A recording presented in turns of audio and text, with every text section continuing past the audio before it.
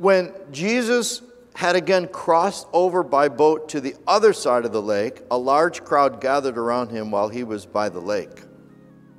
Then one of the synagogue leaders, named Jairus, came, and when he saw Jesus, he fell at his feet.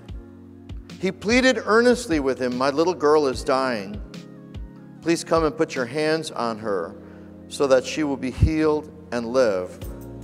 So Jesus went with him. A large crowd followed and pressed around him, and a woman was there who had been subject to bleeding for 12 years. She had suffered a great deal under the care of many doctors and had spent all she had. Yet instead of getting better, she grew worse. When she heard about Jesus, she came up behind him in the crowd and touched his cloak, because she thought, "If I just touch his clothes, I will be healed."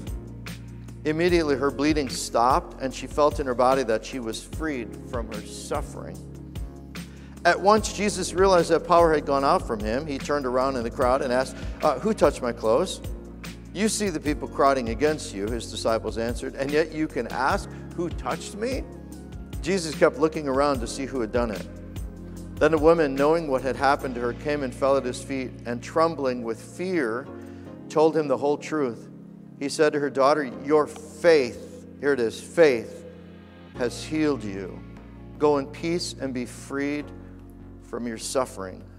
While Jesus was still speaking, some people came from the house of Jairus, the synagogue leader. "Your daughter's dead," they said. "Why bother the teacher anymore?" Overhearing what they said, Jesus told them, "Don't be afraid, just believe." Can you almost just feel in Jairus like every ounce of hope just left? And you don't know if you should be angry or sad or frustrated or angry at this woman, angry at Jesus, angry at somebody because this was not what you wanted. And you were so close. You were so close. So he didn't let anyone follow him except Peter, James, and John, the brother of James. When they came to the home of the synagogue leader, Jesus saw commotion with people crying and wailing loudly. He went in and said to them, "Why all this commotion and wailing? The child is not dead but asleep." But they all laughed at him. Interesting that we sometimes forget about the God factor. There's nothing beyond God's reach. There's nothing that God can't do. After he put them all out, he took the child's father, mother, and disciples who were with him and went in where the child was. He took her by the hand and said to her, "Talitha cum," which means, "Little girl, I say to you, get up." Immediately the girl stood up and began to walk around. She was 12 years old. At this they were completely astonished.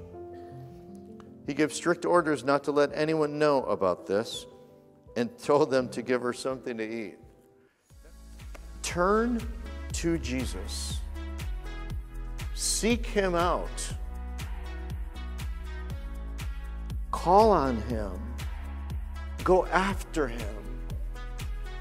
And trust him. That's it. Go after him. Seek him. Reach out to him. And then trust him that he's got the future in his hands. He's got this. No matter what the outcome, the message is the same, that hold on to him and put your faith in him.